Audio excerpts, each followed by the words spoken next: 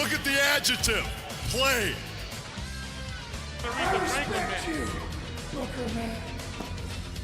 And I have half the brain that you do. I told you.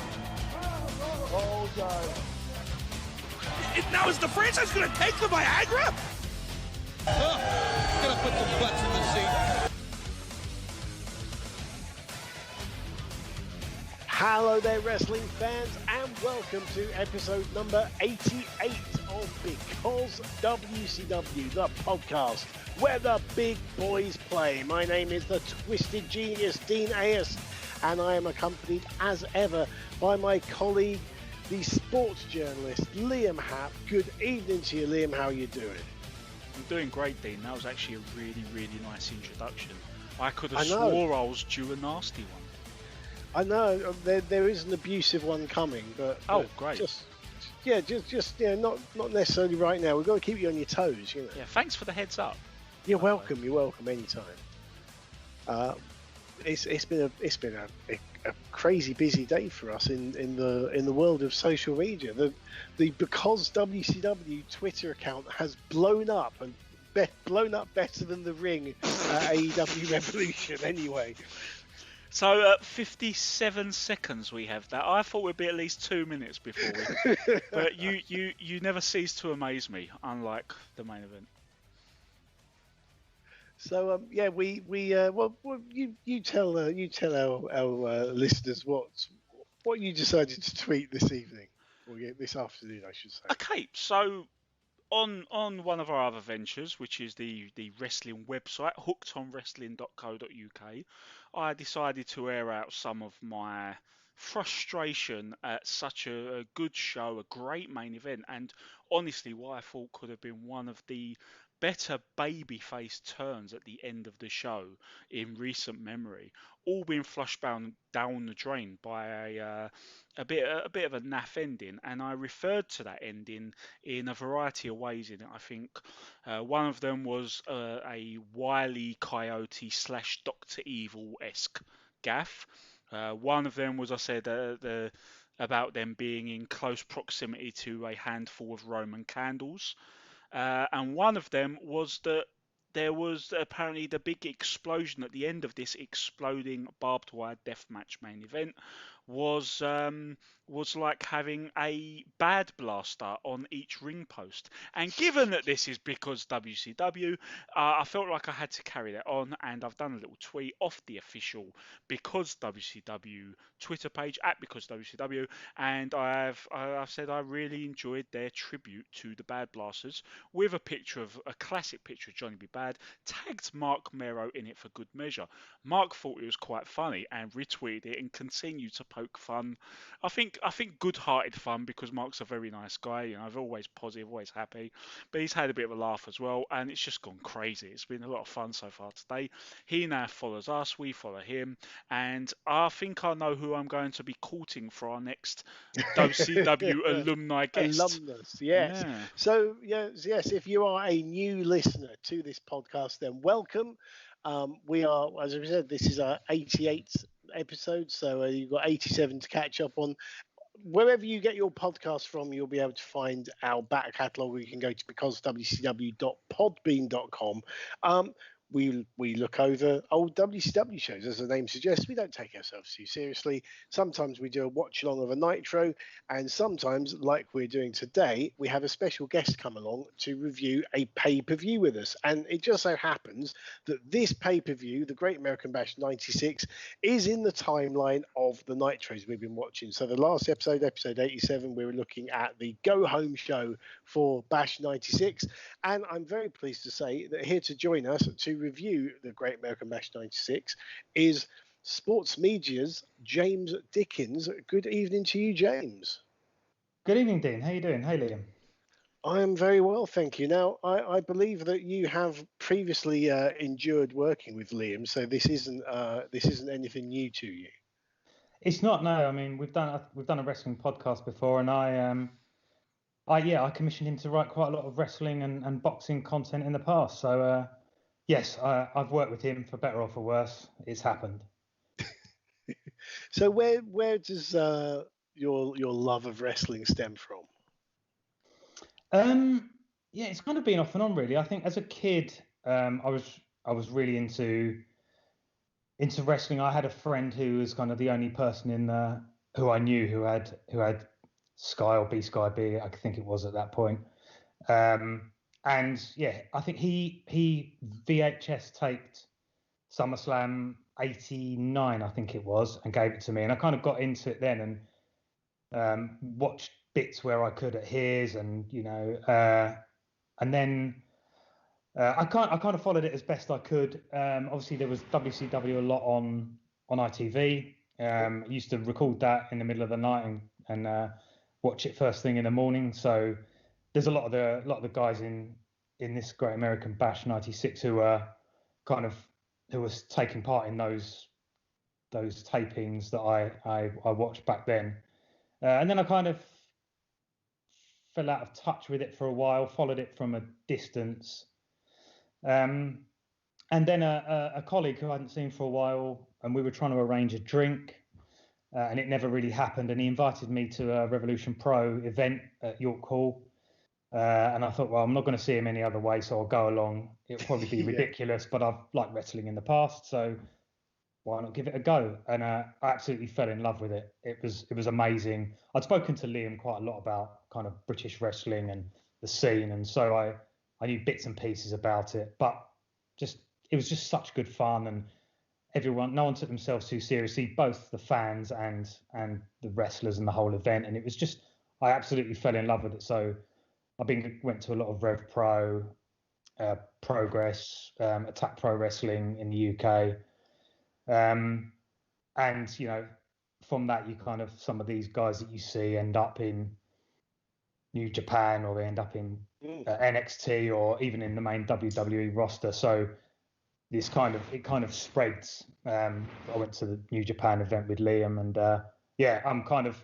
I'd actually like to be into it more if I had the time, but with work and kids and whatever, Yes, it's difficult. But yeah, it's become a kind of a big passion thing for me. yeah. And you mentioned work. Then we said you're in the world of sports media, but what is it? What is it that you do, and how did you get where you are? Yeah, I mean, it's a very good question. I'm not quite sure.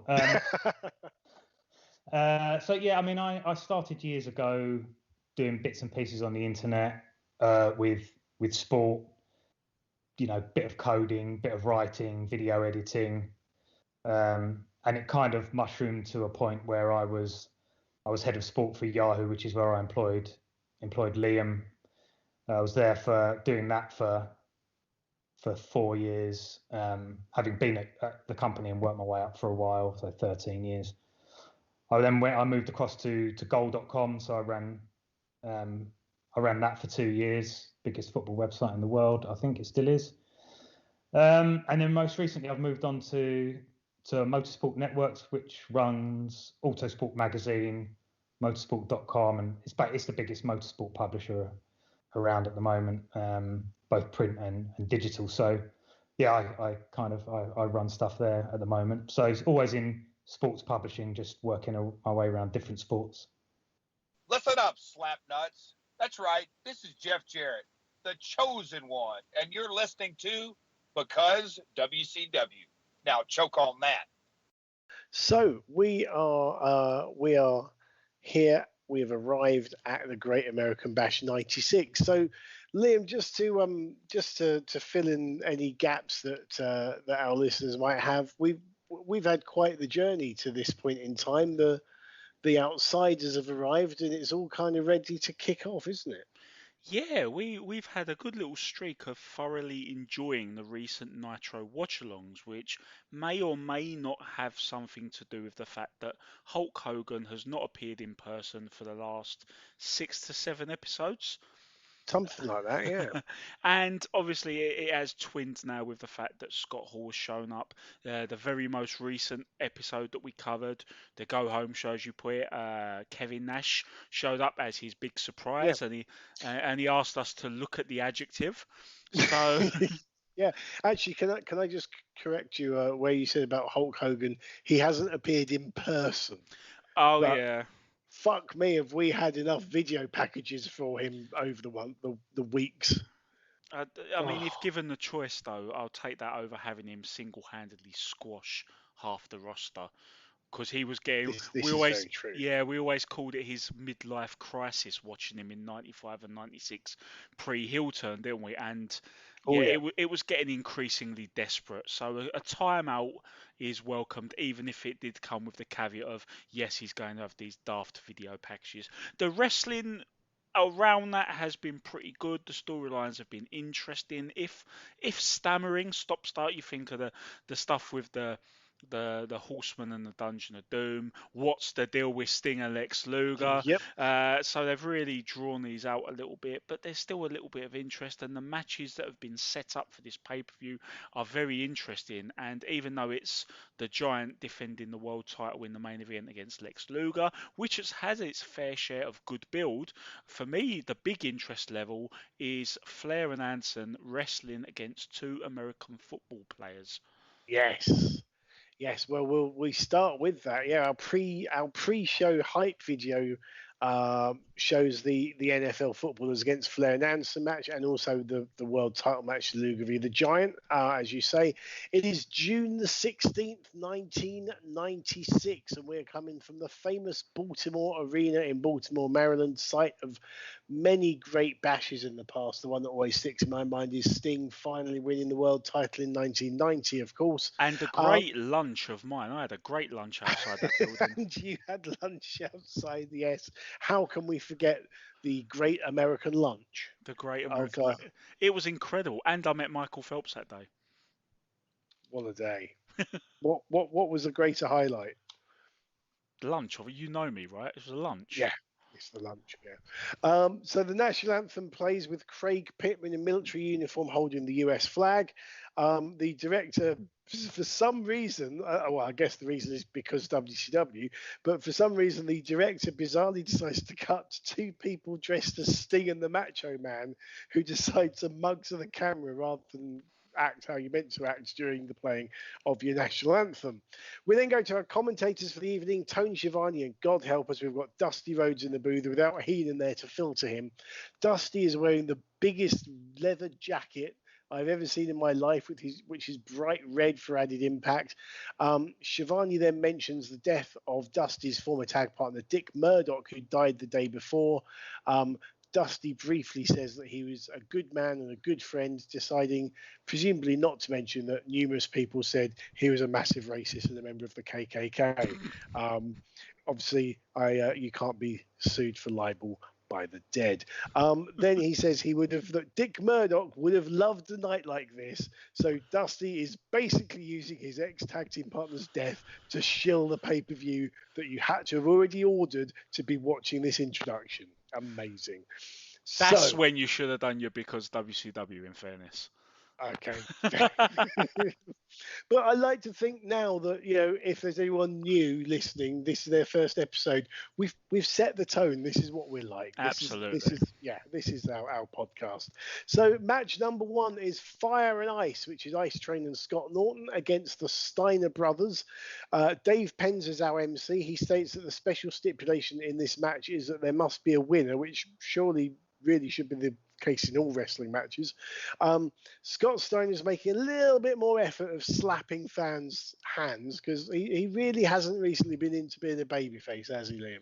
I was actually going to ask you. We normally have the Tony Schiavone watch at the start to see how much he nauseatingly hypes the pay-per-view. Obviously, Dusty overshadowed him in this instance. But I think we might have to, at least when we do the watch-alongs and any pay-per-views on this timeline, we may now have to implement the Scott Steiner moodometer. Yes. And it looks like he's actually quite safe on this one. He's quite high up on the good mood. Normally he's down in the red zone. He's very, very burly, and he just can't wait to let Big Papa pump out, can he? Yeah. I think if Scott Steiner's mood was a weather forecast, it'd be like sunny intervals.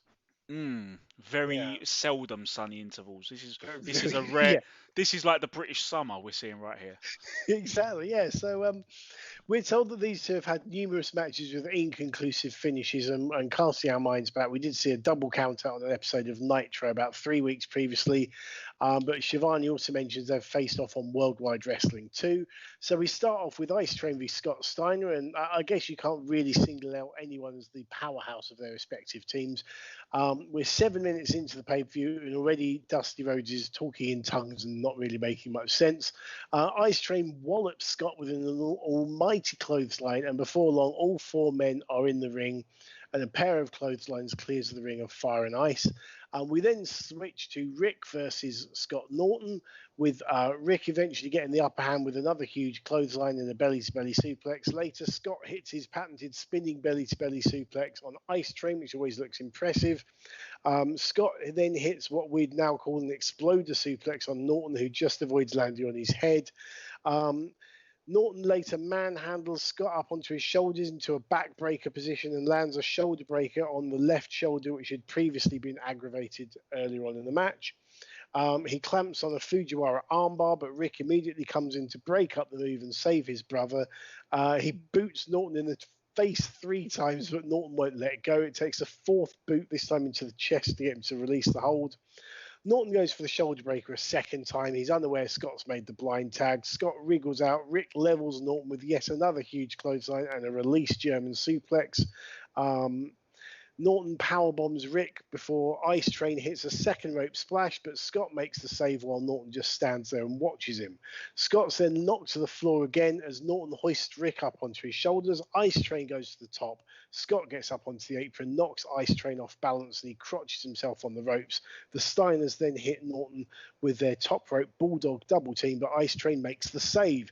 Scott then hits a pretty horrible looking Frankensteiner on Norton, while Rick and Ice Train tussle, with Ice Train looking like he's trying to pin Rick, but the referee makes the count on Scott, covering Norton, and we have a decisive winner, that being the Steiner brothers, in 10 minutes and 29 seconds. So, James, what did you make of our pay-per-view opener? Yeah, I mean, it was this. I guess for context as well, I think this is all these are quite interesting, because for me, I watched WCW before, like maybe 3 or 4 years before this, and then I watched WWF/E before, and then quite a lot after. And this seems to be a combination of all the people who I've seen in both, like kind of at the midpoint. And the Steiner brothers were one of the reasons I fell in love with wrestling in the first place. So just watching them again is amazing. You know, just the whole dog-faced gremlin thing is brilliant. And yeah, I mean, it wasn't brilliant, but you know, as a first match of a pay-per-view, and having the Steiners on, it was fantastic. I must say, I don't really know anything about Scott Norton and Ice Train. I think from this evidence, I think Scott Norton should have stuck with arm wrestling, because I mean, he was basically doing things because he was an arm wrestler, like clotheslines all over the place and things like that. So yeah, I think it was a good start, and I really enjoyed seeing the Steiners back in action. Just a brilliant tag team, really. Yeah, absolutely, one of the all-time greats. But yeah, Scott Norton had more success in Japan than in America, where he was kind of a giant foreign menace. He never quite hit great strides in America. But Liam, after the opener, I mean, we've seen in previous or in future years, I guess, the trend tends to be towards the spectacular high flying. But at this point in time, this is just 4 big guys smacking the crap out of each other. Yeah, at the root of it, we generally say more action than story makes for a decent opener, because the things that have been built up more on mainstream television will have the crowd investment. And while you've got the crowd already hot at the beginning of the pay-per-view, you don't need to waste a big storyline in that slot, really, do you? So I think this still applies. Obviously, the difference between this and the more fluid wrestlers that could open it, such as an Eddie Guerrero or the luchadors with their exciting crisp high flying, is that these guys are more prone to make a botch. And we saw plenty of those here. It was a bit of a car wreck at times, but it was still a good Hoss tag match. The big hard-hitting stuff clearly had the desired effect on the audience, and because even though they'd done like sort of a build up with indecisive finishes on previous shows, you'll remember, Dean, on the watch-alongs they were actually having Fire and Ice in a weird hill on hill mini issue with the Giant, where the Giant squashed them individually. So as far as most people, given that we're really gearing into Nitro and Raw being the focus now, for the most part, this storyline is a non-entity, so it does make sense to stick it in the opening slot. The one thing I will say about the moves being shown, the botches, particularly it's the one at the end, considering who we have debuting for WCW later on in this show, and combining that with that horrific Frankensteiner, this would probably be the ideal time to say to Scott Steiner, right, you need to retire that thing, and just let the luchadors do it, because they know how to do it now, and they're not great big balloon animals like you are. Indeed. I will say it to his face though. Well, if you do, can we record it for the podcast? If you're paying to send me out to his Georgia branch of Shoney's, then yeah, you can film it. As long as I get lunch for free before I die. And it's as good a lunch as you had in Baltimore. Well, maybe we'll start a GoFundMe for that one. Okay, so we go backstage to Mean Gene, who's talking with Jimmy Hart and Kevin Sullivan about his opponent for this evening, Chris Benoit. They're going to be having a Falls Count Anywhere match. And I don't know about you two chaps, but was it very clear? It seemed very clear to me that Sullivan was reading from cue cards, because he was permanently looking down past the camera, presumably it was something that was written for him. Yeah, I mean, this is because I'm a professional, obviously. I made copious notes here, and one of the things that stood out outside of the Horsemen really was that the promos weren't good. They were kind of, I think they were either reading from a cue card, like in this instance, or they were just winging it, and they weren't very good. I mean, Lex Luger's was really bad, but we'll get to that later. But yeah, I felt like. I mean, it looked very false and not convincing at all. And having Jimmy Hart shouting randomly and jumping around didn't really cover up for that. Yes. Oh dear, poor Kevin Sullivan. So match number 2 is for the WCW United States Championship, and it features Conan defending against a new wrestler called El Gato, the Cat, under a mask. He comes out to pretty much no reception, because this is only his second match in WCW after he debuted on the main event show. We were told on Nitro last week that he was from an unidentified, unnamed country somewhere in South America. It's actually Pat Tanaka, who seems to have piled it on a bit since his Orient Express days, in a Tiger Mask style hood.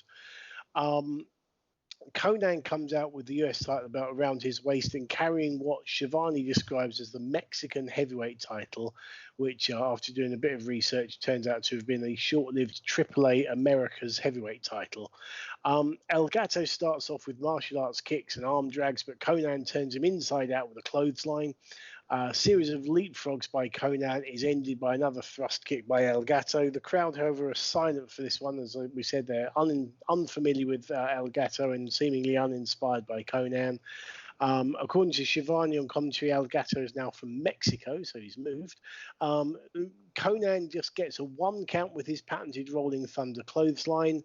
A bit of a messy sequence of moves ends with Conan hitting a sunset flip powerbomb to the floor, which elicits the first crowd response of the match.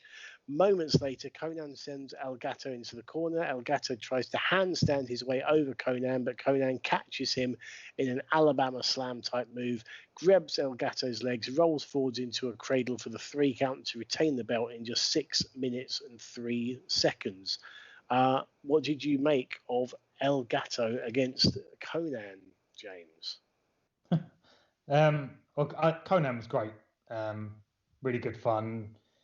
Not a really small guy, not a really big guy, but technically very good. Pretty high flying. I thought it was good fun. I thought El Gato was absolutely awful. I mean, I could probably literally go and do some of that. I don't know much about Pat Tanaka, but he looked out of shape. The mask looked like it was going to fall off every time they threw him. Conan threw him around. It basically looked like he just wandered in off the street. I don't know whether it was bad planning or whatever, but not massively impressed with him. But obviously Conan, I know, and yeah, he was really good, and it was maybe he was just being squashed for it, and he did a good job of that. So, I mean, it is a very strange concept to have a wrestler who is completely unknown and is just an independent name that you can bring in for a few shots under a mask to challenge for a US title when he's completely unknown. I mean, surely you're just asking for there to be zero reaction. Yeah, exactly. And I think the one saying I think we use this every other show, but it really sums this one up, is at least the match was short. Which is Yeah. never high praise when you hear it, but yeah, in this instance, it's the one compliment you can pay. Yeah, but James is onto something, because Conan, at least by this stage, is still relatively dynamic. You remember that that crazy match he had with Devon Storm a couple of months God, prior to yes. this, where they just went out there and they did a bunch of crazy shit, and they had no rhyme or reason, but you are watching it like a car wreck, especially in the mid-90s time frame. It just really just halts you in your tracks like that. And considering just how lethargic he got in those NWO Wolfpack and everything after that days, yeah, at least he's moving around with a little bit of hustle here. But I think the best way to sum up Pat Tanaka's use here is, given we've got a guest who firmly specialises more so in soccer, English football, than wrestling, is just imagine one of those typical names, those journeymen that a Sam Allardyce or someone would always sign for every club they're at to come in and do a job, and just to shore things up and help avoid relegation. He's just one of the old boys that clearly knows a lot of people in management, and he's managed to get this gig, and To wrangle a pay-per-view bit. and he really should have retired a few years before it.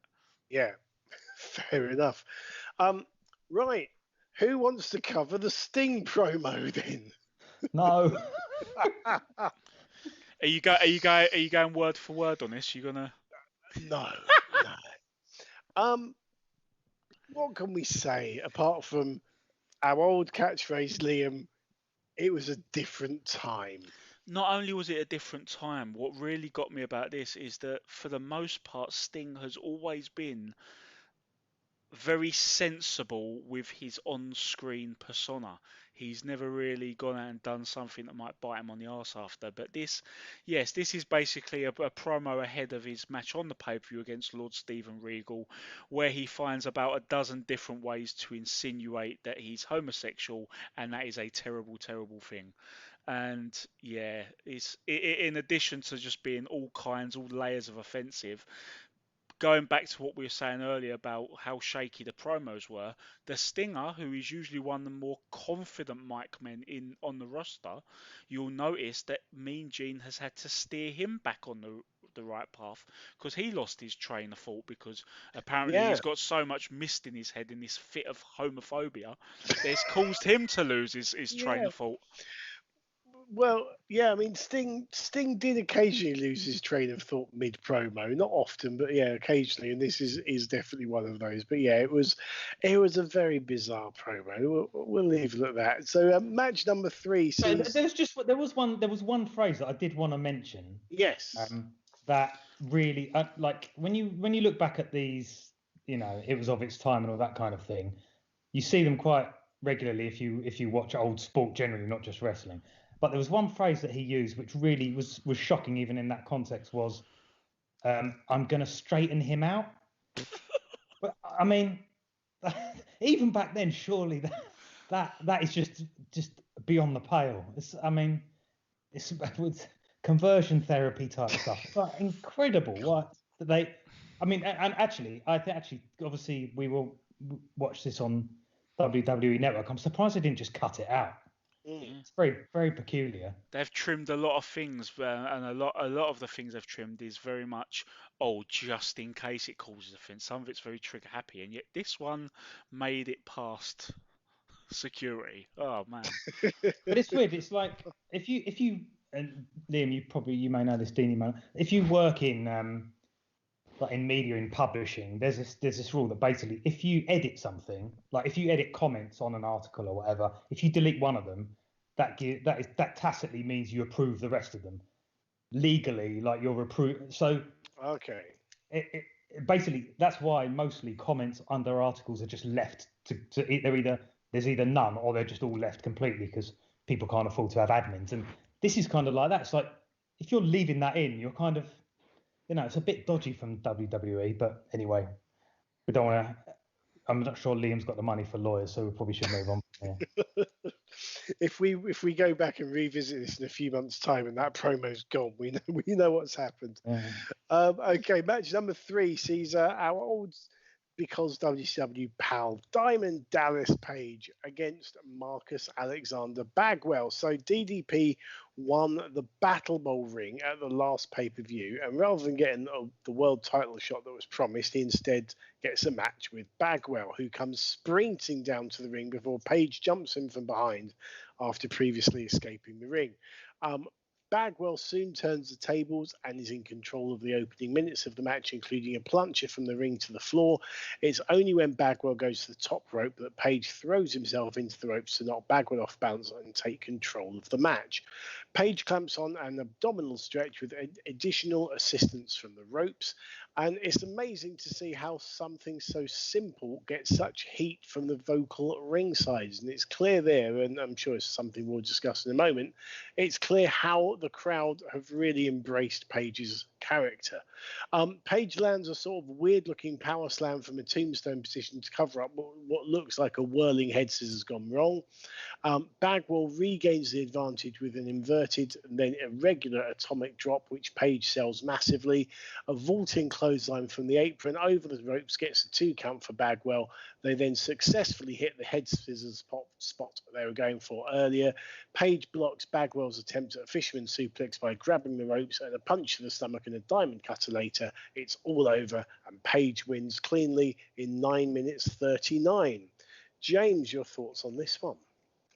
Yeah, I mean, this really grabbed my attention. It felt like there was 2 proper experienced hands in the ring, and just I really love DDP. He's a textbook heel. He's really obnoxious. He's got the horrible hair. He's just fantastic. He was really good. Found it quite interesting that obviously Bagwell was trained for a while by Dusty Rhodes. And Dusty Rhodes seemed to be making a point throughout the match of pointing out everything he was doing wrong, which I don't know whether he was kind of reverse psychology or what he was trying to do. But yeah, it was really good fun. I enjoyed it. I thought they both gave as good as they got. Just nice to see. I forgot DDP existed for a bit, and then I saw him on this as I was kind of starting to research it, and yeah, it's just great. It's great to see him. He's a brilliant wrestler, I think. I mean, this is really where we're starting to see him evolve into a much more rounded character and work his way up the card, isn't it? Yeah, exactly. I mean, he's doing the same little mannerisms, the same shtick that sometimes you really wish you saw more of in select instances. Not necessarily every wrestler and every wrestling promotion should stop everything they're doing right now and just tell basic stories. But it'd be nice to see a little extra layer of this sort of mannerism, and it just works so well with the first few rows, and it has a cascading effect on the rest of the crowd as well. He's really good at what he does, and you just, as you said it, you just see it start to really, because he's now doing it, but he's getting more wins. His win-loss record's way up from where it was when he spent years as a comedy heel on the lower card. And he's got the finish as well. And we've said about we're starting to develop this whole narrative that the diamond cutter comes out of nowhere, and he's getting a pop every time he hits it. And I know you referred on one of the watch-alongs, Dean, about how we'd see. You want to see like the way he'd do it from a fireman's carry, or the way he'd catch it off the ropes, or he'd slip out of a suplex. You want to see all these creative ones, and a lot of those are still to come. But what I liked about this one, even though it was a pretty basic, it gives him a punch and then sets up the diamond cutter and hits it. It's still out of nowhere in a different sense, Mm. even though he hasn't done an elaborate first time ever setup. It's not the typical point of a match where the finish will be hit. There's usually more of a build to a crescendo, and because he's hit that, and because he's had a few weeks already of building this up, and it's got the pin every time, and he's won every match, even though it's just against the Hacksaw Jim Duggans, etc. He gets a nice little pop, and the funny thing is speaking about his gradual progress here. You guys mentioned about Bagwell and Rhodes' conduit Bagwell. We are now at the 5-year mark of Bagwell being portrayed as a young rookie who makes mistakes, and that Right. heel turn really can't come fast enough for him. At the end Yeah. of this calendar year, he will turn heel. We need to finally get a chance to show what he can do, and he'd have a good run in the mid to upper mid card himself when he Mm. turned heel. Yeah. Now, something I want to just go back to in this match, we saw that in this match there was a whirling head scissors spot that they didn't quite get first time, and rather than like drop him, Page modified things, thought on his feet, and did this sort of power slam from a tombstone position. And then a little bit later on the match, they hit the spot correctly. Now, there's a spot. I haven't seen all of the AEW pay-per-view yet. I'm working my way through it slowly. But in the tag team battle royal, there's a spot, and I saw it was mentioned on Twitter, and it was gifted a few times, where Marco Stunt eliminates Evil Uno from the Dark Order, and he's meant to hit a Hurricane Rana over the ropes to the floor. It kind of slips off, doesn't get all of it, but then because it's the way he's being eliminated, Evil Uno pretty much just runs himself into the ring post and is eliminated, and that got a huge amount of criticism. What we've seen here is the ability to think on your feet and cover a mistake up so that the crowd don't know it's a mistake. Is that something that just modern wrestlers don't seem to do anymore? I think that's a bit of a blanket statement, in fairness. I think we know with a lot of these instances, it's always a case of 80-20, 60-40. You can't put everyone in the same batch. But yeah, it would be great to see more of that sort of thing. I guess one thing I'd say maybe in Uno's defense is I can't read his mind, but I can only presume that the nature of because they're doing like a tag team Royal Rumble in essence. So they're doing the timed intervals, and they are really, because they've got the timer up on the wall, so they're not doing the thing that WWE often does, is they fudge the numbers and they pretend that 90 seconds is 2 minutes if that suits the way the match is flowing. They are actually keeping a strict realistic clock, and I don't know if that's just making them feel the pressure to keep within their boundaries. Like if he's meant to go out before the next team come out, and he feels he has to get over that rope fast, maybe that's put a bit of panic-laden duty onto him. But yeah, even then, you've kind of got. I mean, what you do in that scenario? Maybe just stand by the ropes and mock Marco Stunt, and hope one of your colleagues in the match picks up the hint and comes. Then you got, and he's got. Even if he did that, he'd have to keep his back to them and hope he's not left to make look like even more of a moron, because he can't really do too much to signal to them that he needs them to cover it. You don't really want a "come on, Jeff, goddammit" moment, do you? If you remember that. Yeah. I mean, I thought he could have just like flailed his arms around, and Luchasaurus was right there, and obviously he's a teammate of Marco Stunt's. Just flail your arms around off balance and get him to kick you off while you're trying to recover. But there you go. Anyway, we then have Jimmy Hart and the Giant backstage with Mean Gene, and Hart addresses the question of what's the deal between Jimmy Hart and Lex Luger, which isn't quite the question we've been asking previously.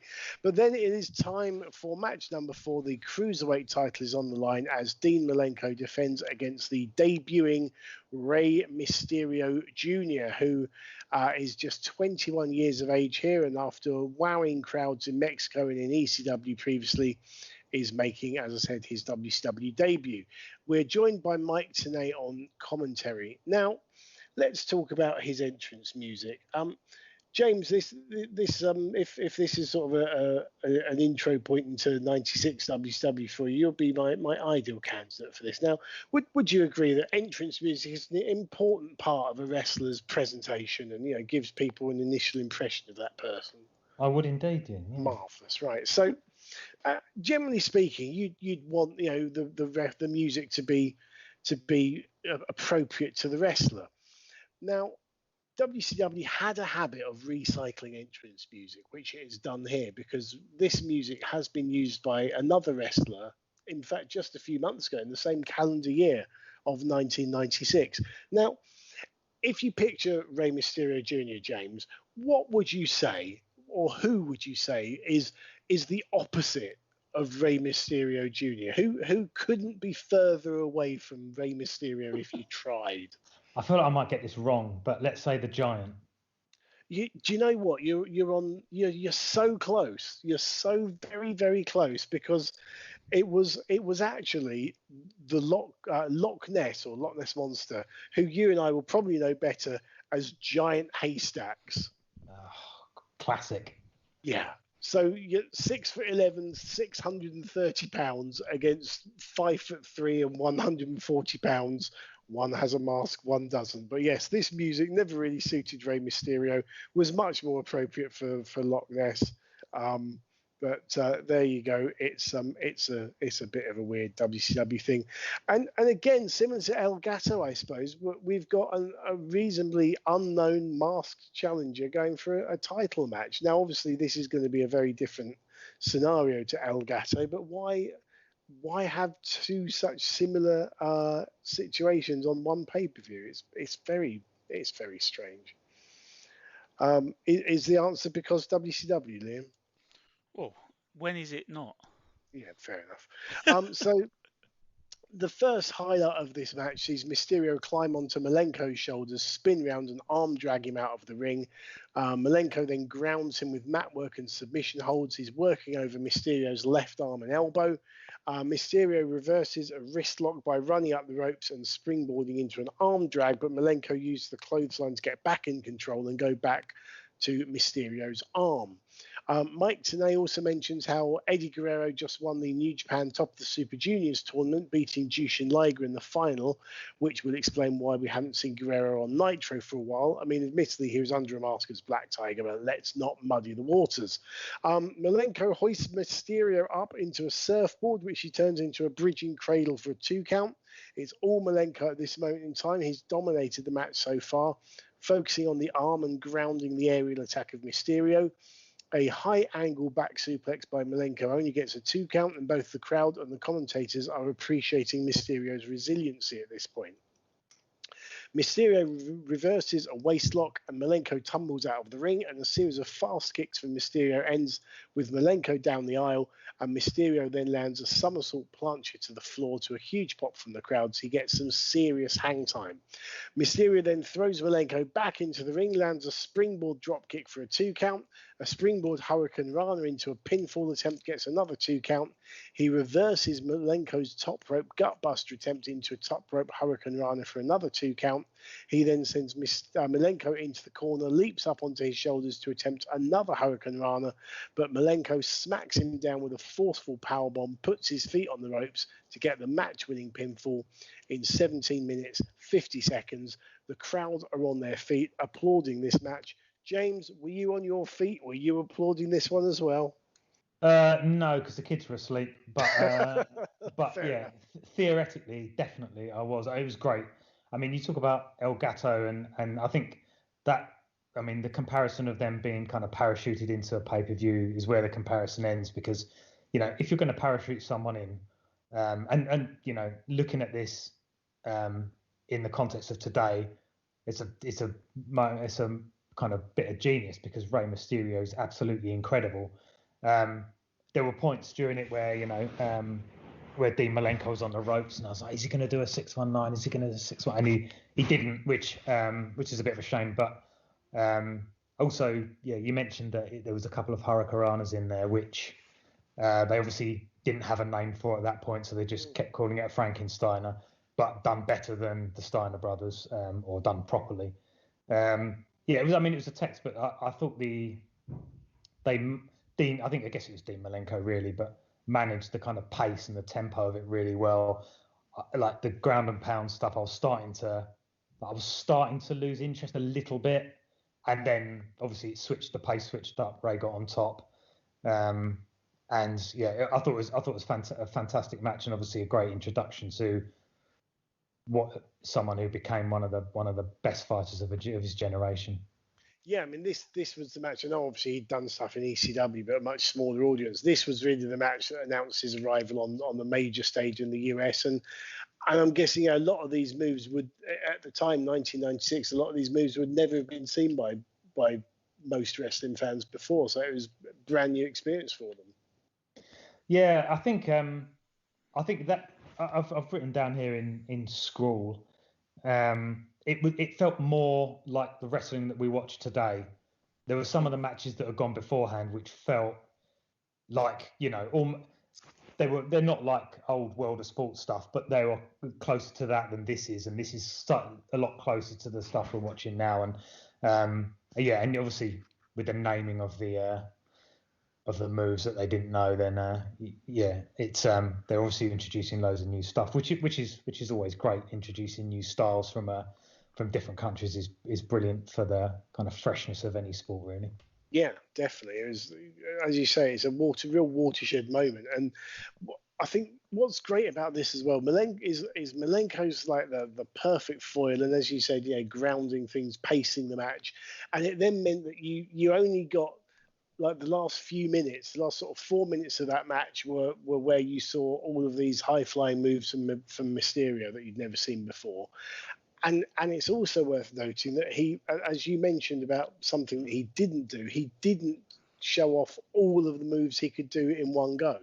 It's something that you see a lot of younger, inexperienced wrestlers do, where they try and show everything they can do in one match, and then come the second match, they haven't got anything else to show off to fans, basically. I mean, for me, the impression I got from all those points you guys are making is that this match wasn't necessarily intended to be a showcase of their new acquisition, Rey Mysterio, as much as it was he was just a suitable guy for the new Cruiserweight champion, because this belt had pretty much not long been introduced. You could say maybe resumed, given that we had you remember all the events we covered in '92 with the light heavyweight title, Dean. Yeah. And for me, with all the groundwork early on, and as you said, he didn't show off everything he could do.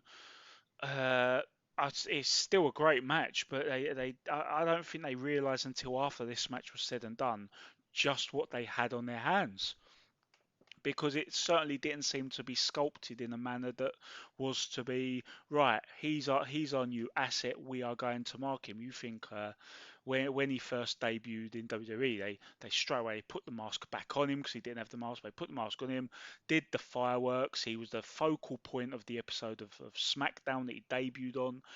He won the match. The whole thing was a base for him to jump and fly around like no one else can, and they made it very clear that they were backing him. I think the backing of Rey Mysterio came after this performance and a couple of others where he continued to be utterly dazzling. But I can just imagine the agents watching this backstage thinking, actually, we might have something here. Either that or thinking, what is this shit he's doing? Because you never quite know how people are going to think. Grab a hold, son. What are you doing flip-flopping around? Yeah. But no, it was, as I said, it felt like a watershed moment, definitely.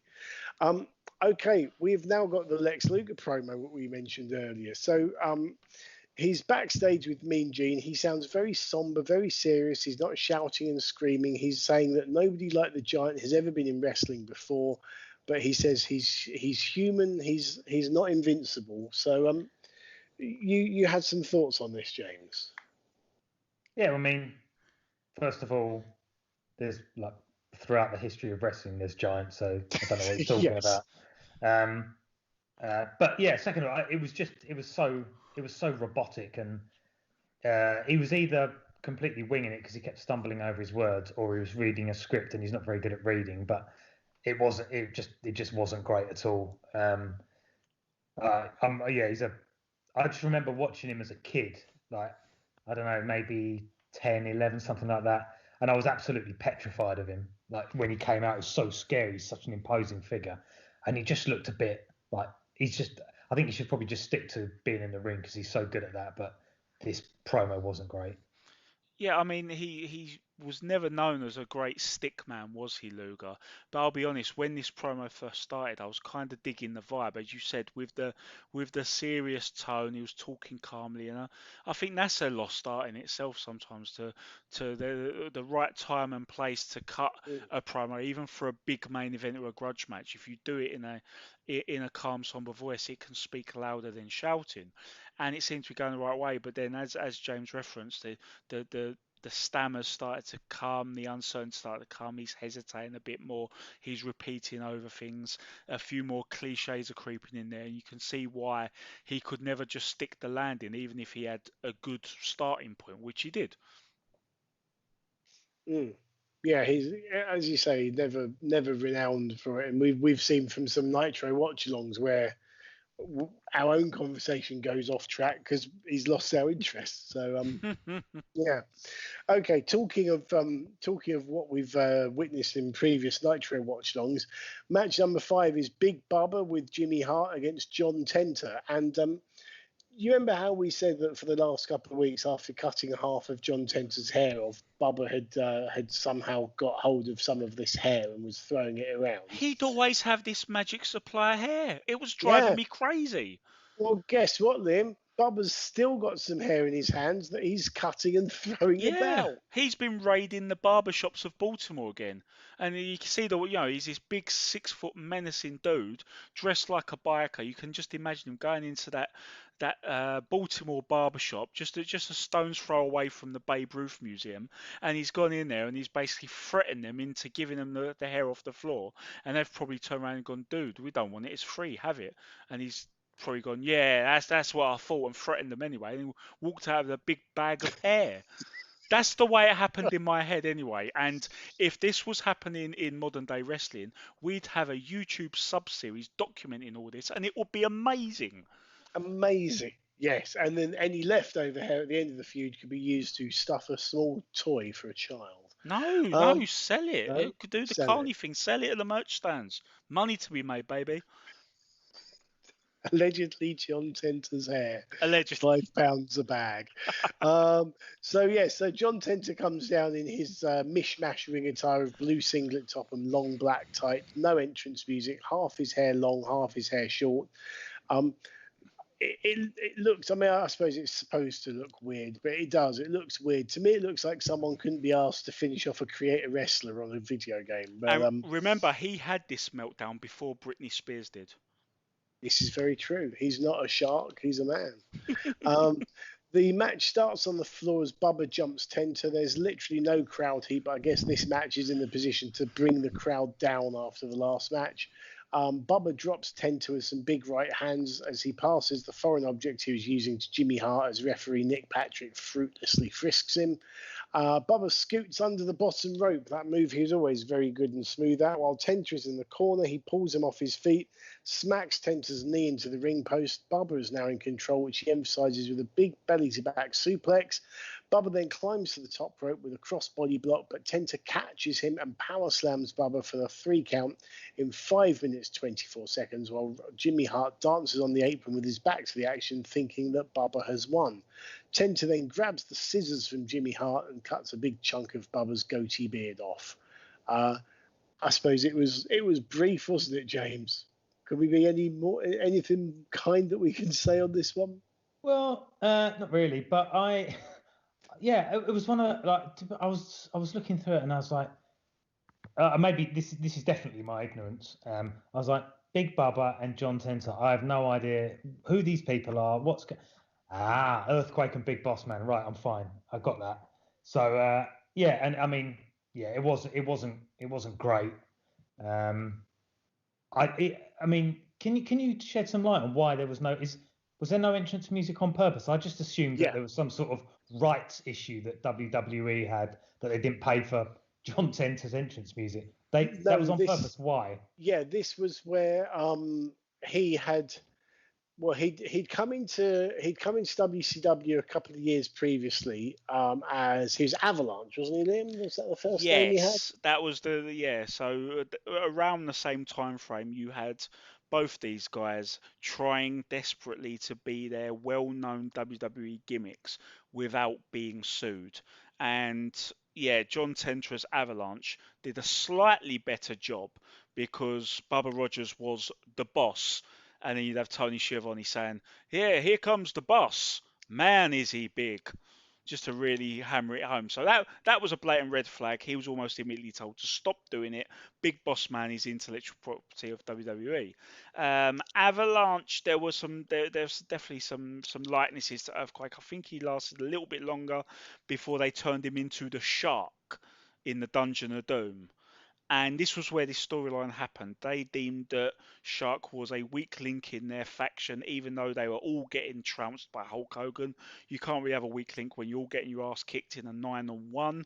But they've decided it was all his fault. They've kicked him out. And Big Bubba Rogers, who's not long joined the stable, has shaved half his head to boot. And that's where he did that infamous promo on Nitro. Yes, a couple of weeks ago on Nitro, he had a kind of a bit of the equivalent of the Britney Spears breakdown. He basically said, I'm not a shark, I'm not an avalanche, I'm not a shark, I'm a man, my name is John Tenter.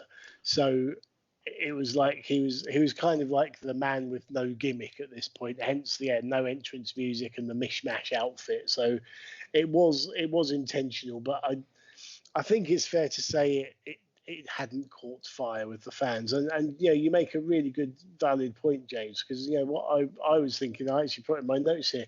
Imagine if this was Big Boss Man v Earthquake, and it just goes to show WCW really struggled to create characters like their opposition could. Yeah, I mean, it was really peculiar. I mean, why they didn't just get some generic music or anything for him to walk down rather than just nothing. But yeah, it was, and yeah, I mean, I mentioned before we started recording that I did watch WrestleMania 12, and I think you can see like the character creation on some of these guys in WCW left a little bit to be desired.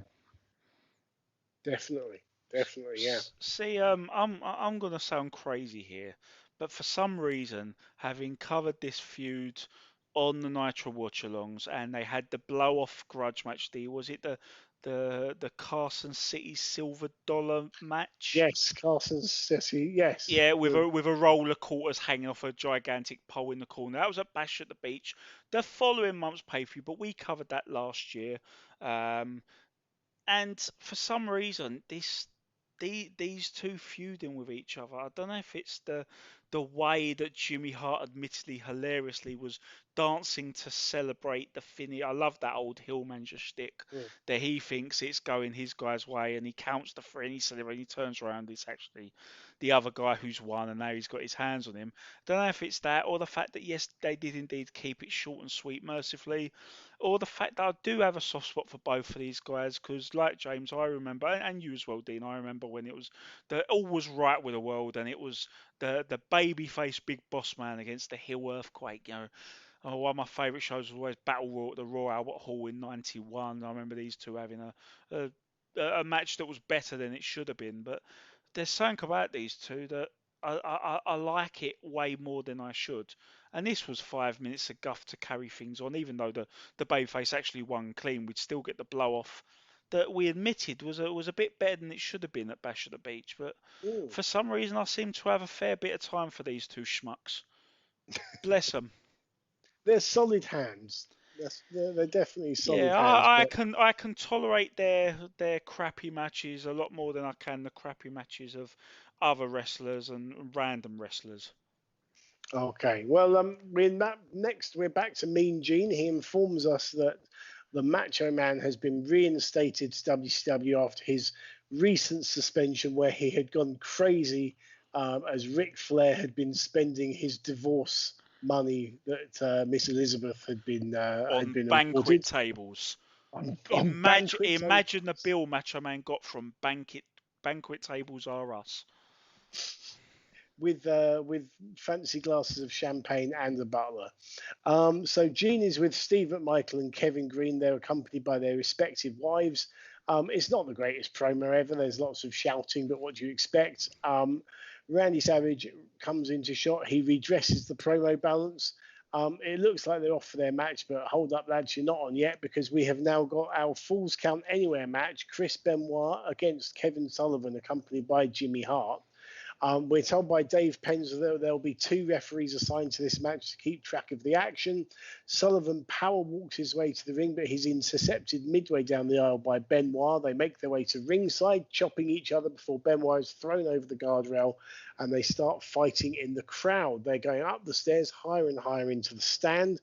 They get to the top of the stand. They end up in the men's toilets. Well, at least it's the men's, I suppose.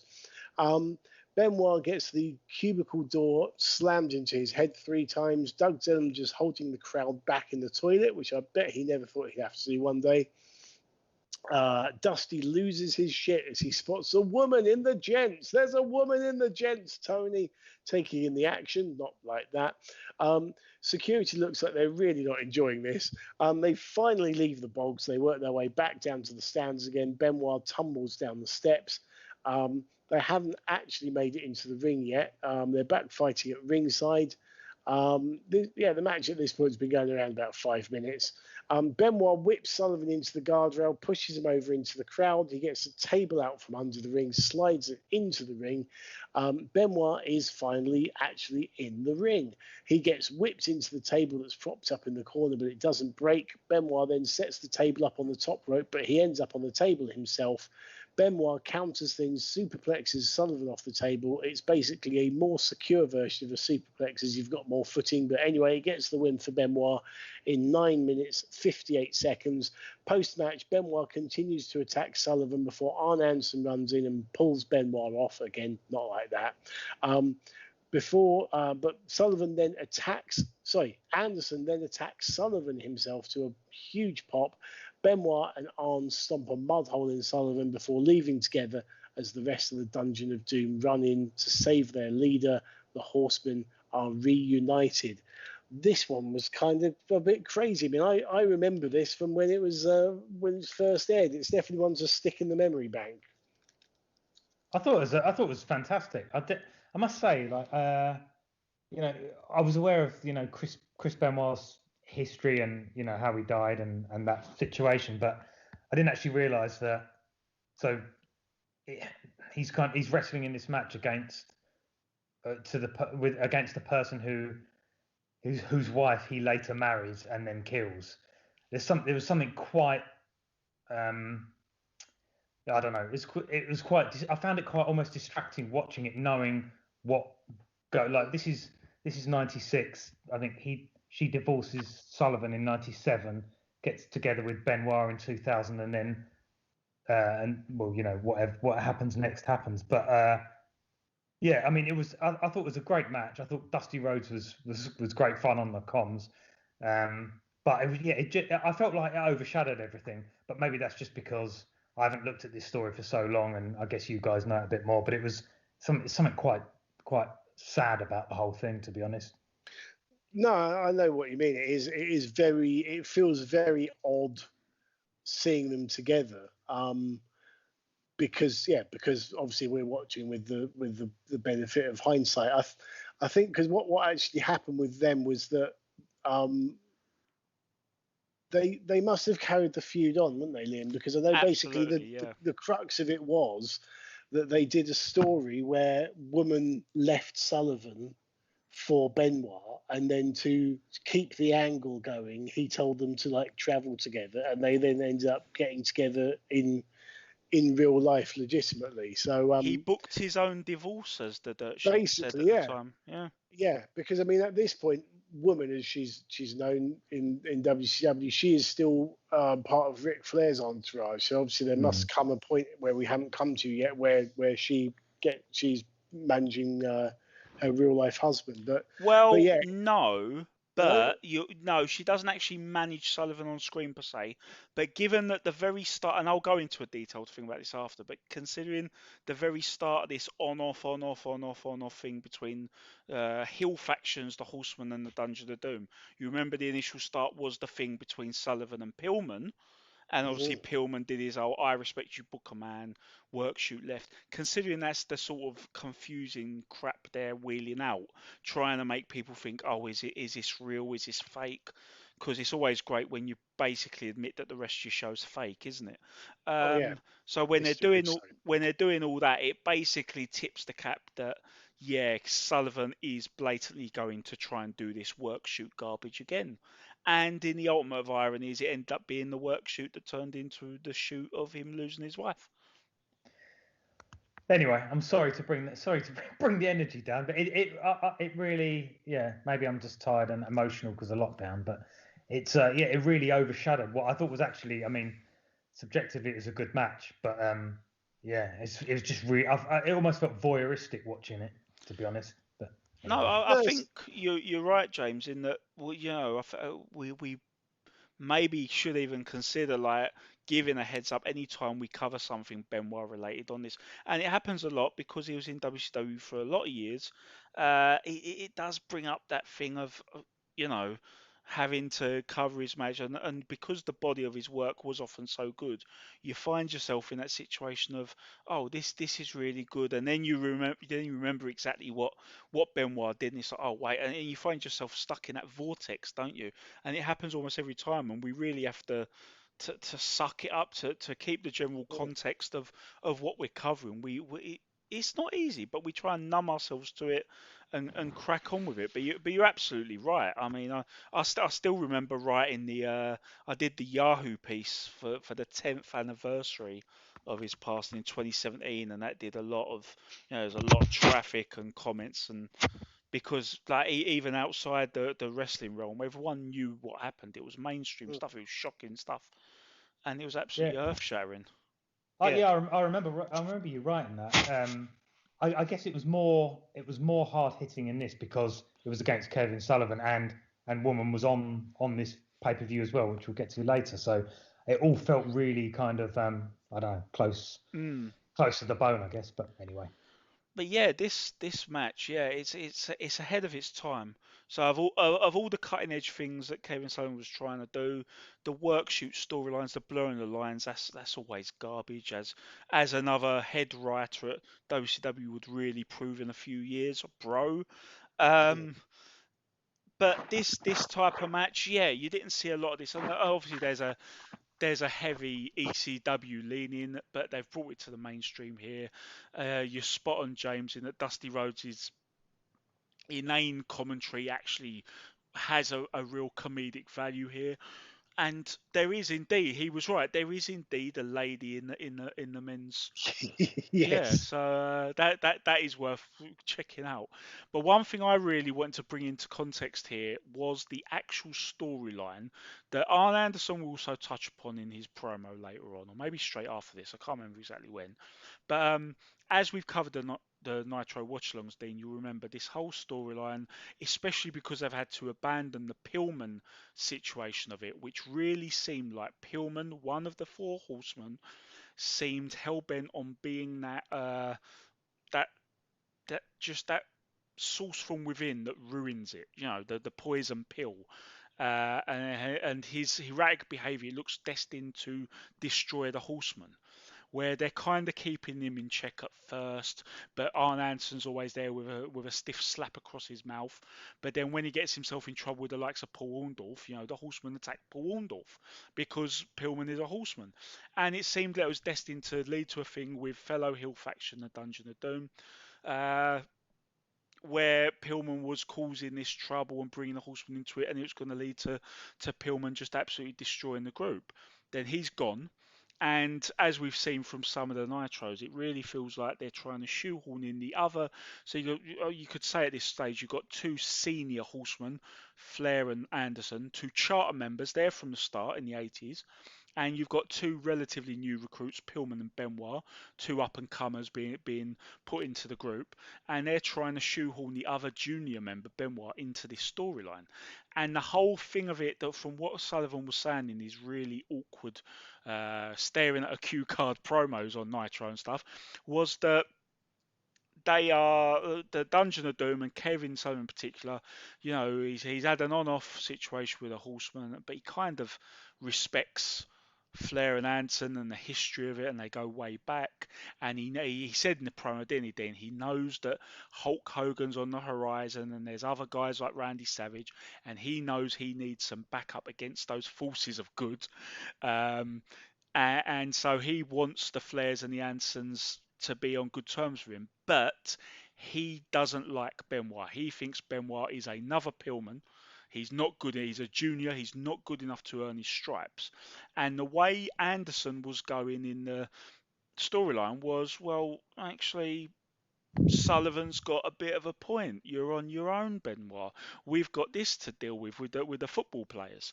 And he's kind of left him like that, and everyone's starting to think that Anson who's got a bit of a history of turning on people like Dustin Rhodes and joining other groups. You know, he's been in the Stud Stable and Dangerous Alliance. People thinking, could Arn Anson actually be in league with Kevin Sullivan here? And when we get that finish, as really nicely ties up at the end, even though the road there was a bit confusing and bumpy, was that they left Benoit to it because this was his initiation.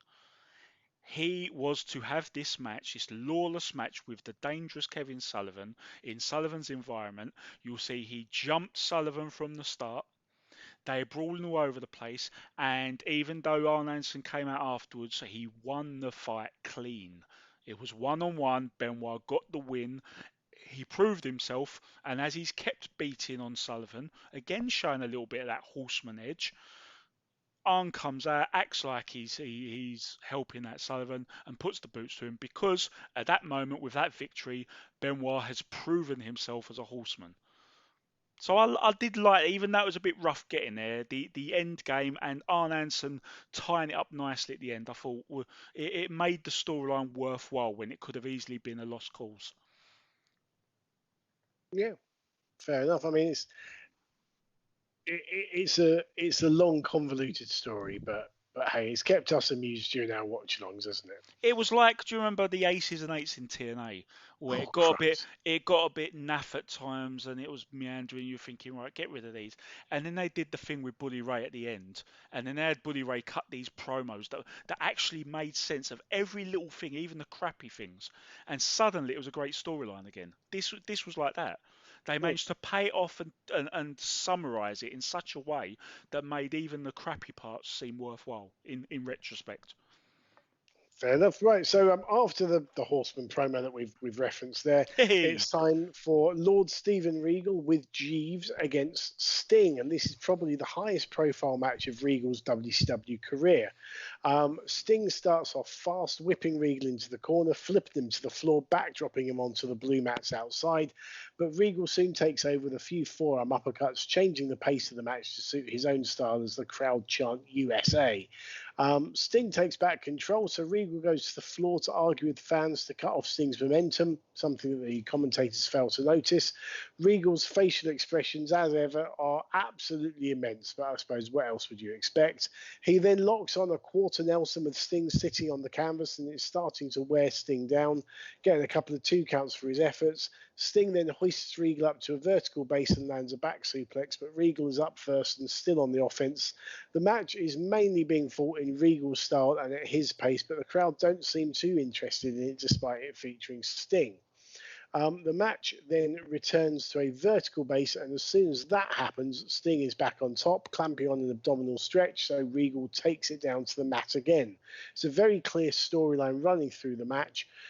Sting then explodes into life with a drop kick and a clothesline, but Regal soon turns the tables with an awkward-looking butterfly suplex off the middle rope, followed by the Regal stretch in the middle of the ring. The commentators are selling that this could be the end, but the crowd aren't buying it, even though Regal himself can't believe that Sting didn't submit. He then gets Sting back to his feet, takes him to a corner, reining in forearm smashes to Sting's jaw, but a slap to the face wakes Sting up, and he no-sells Regal's blows, and now Sting's raining down the shots on Regal. He throws Regal into the corner.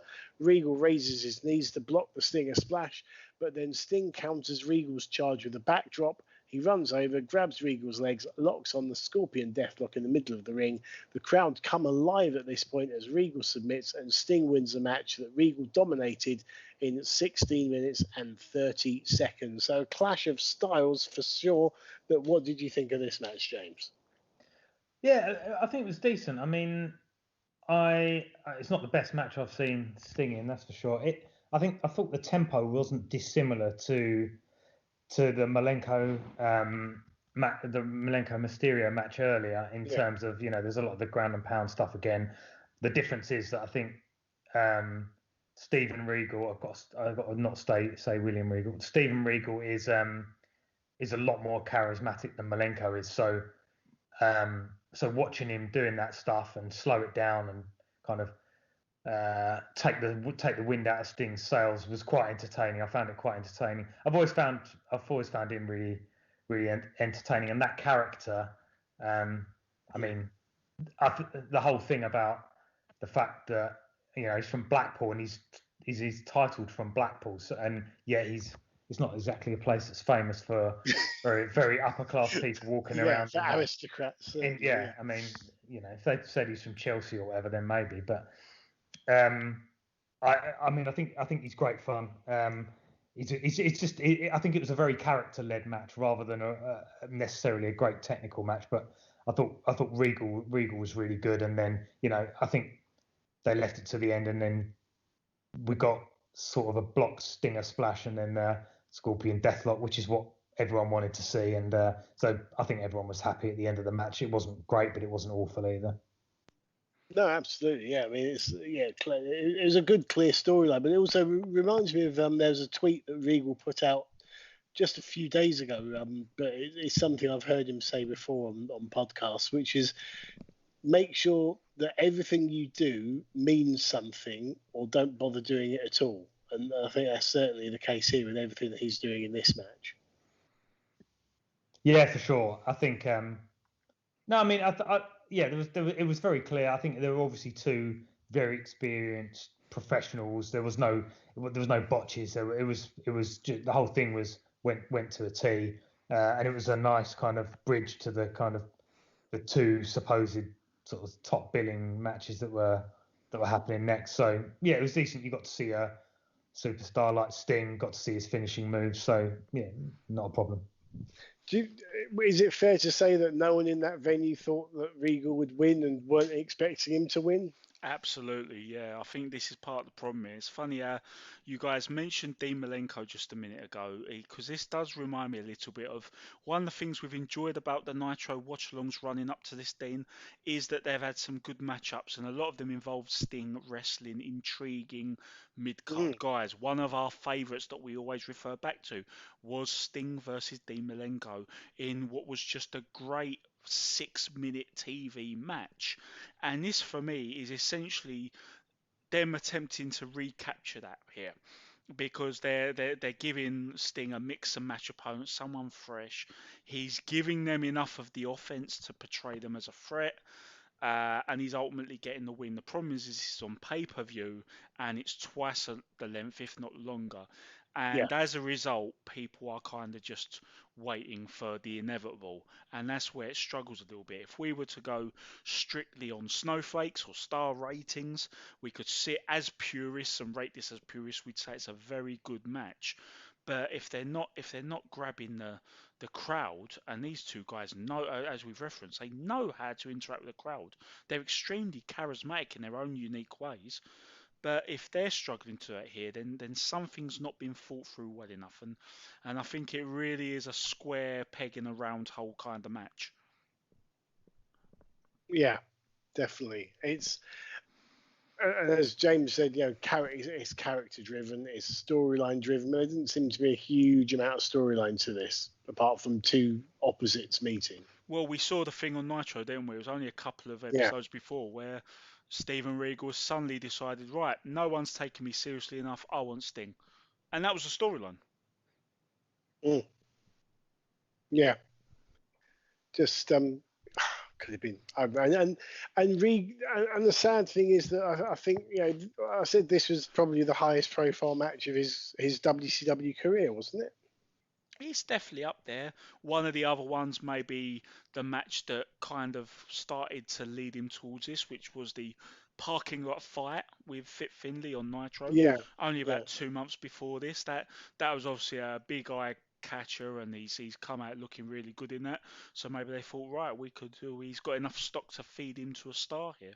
So around this time, he'd been at WCW for a few years at this point, but he had a good '96. But I think it was there was nowhere really for him as a heel when the New World Order came around, because there were much bigger and better heels than him in the pecking order. I know he's good at what he does, but on the totem pole there were bigger entities such as the Giant and the Horsemen, who all fell down because of the NWO. So someone like Lord Steven Regal is absolutely going to struggle. Yes, yeah, definitely. Okay, it is now time for one of our feature matches. It is the big tag team match as Ric Flair and Arn Anderson, accompanied by Bobby Heenan, Woman, and Elizabeth, take on Steve McMichael and Kevin Green, accompanied by Randy Savage, Deborah McMichael, and Tara Green. In typical WCW fashion, they start playing Flair's entrance music and the on-screen graphic announces the match before Michael Buffer can even start reading his intros out.